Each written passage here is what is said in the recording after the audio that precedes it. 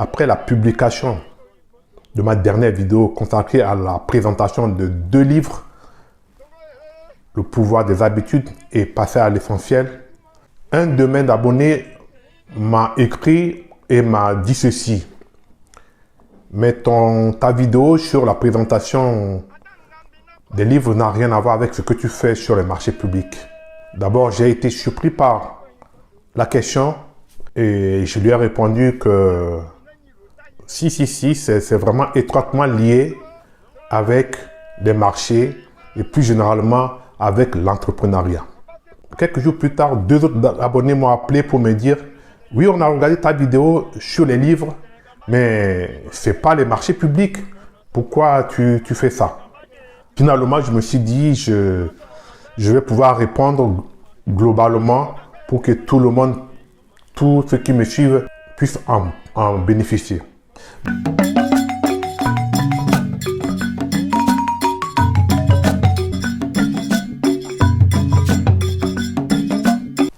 Bonjour et bienvenue sur ma chaîne. Je m'appelle Simon Alalingbi et je suis fonctionnaire des finances en France. Sur cette chaîne, je défends le patriotisme économique. En Afrique, et principalement dans la sous-région de la CEMAC, ce sont les multinationales et les entreprises étrangères qui gagnent la plupart des marchés publics au détriment des entreprises nationales.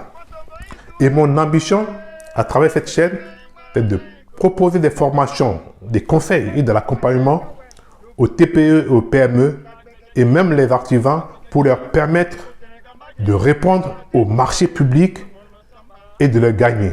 Si cette noble cause vous tient à cœur comme moi, abonnez-vous à cette chaîne, activez les notifications pour être averti dès la publication des nouvelles vidéos.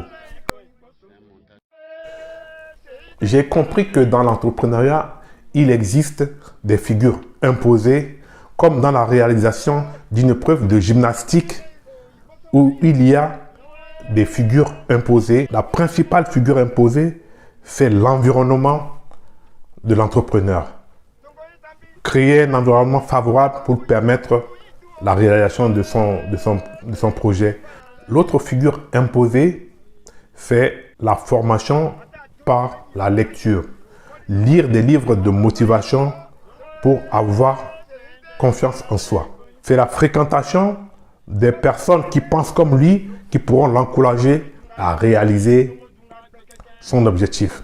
Imaginez-vous que votre fréquentation, c'est votre voisin qui ne travaille pas, qui se lève à 11 h et attend que sa femme revienne des marchés pour vendre les beignets, pour vendre les légumes et gagner un peu d'argent pour faire à manger. Celui-là, il ne pourra pas vous aider. Il va plutôt vous décourager. Lorsque vous allez lui expliquer votre projet, il va vous dire « Ah non, c'est très compliqué, ah, c'est trop dur à réaliser, laisse tomber, ça c'est compliqué. » Ce n'est pas des personnes fréquentables. Par contre, l'autre voisin qui a une moto ou un taxi, qui se lève tôt le matin, va prendre les premiers clients, trouver de l'argent et venir laisser un peu d'argent à son épouse pour faire les courses de la nourriture de la journée. C'est celui-là qui doit vous accompagner. Lorsque vous allez lui expliquer votre projet, il va vous soutenir. Son état d'esprit, son mindset, ta manière de faire va vous motiver. Voilà les figures imposées que l'entrepreneur doit avoir avant de se lancer.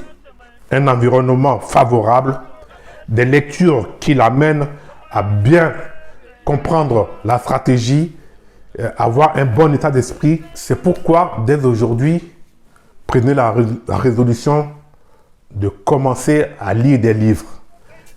Il y a toute une technique pour lire des livres et à son rythme.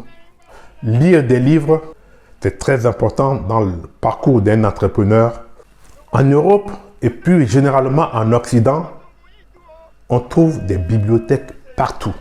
Dans les grandes villes, dans les quartiers, même des bibliothèques ambulantes qui vont dans les coins reculés pour permettre à la population, aux paysans, de lire.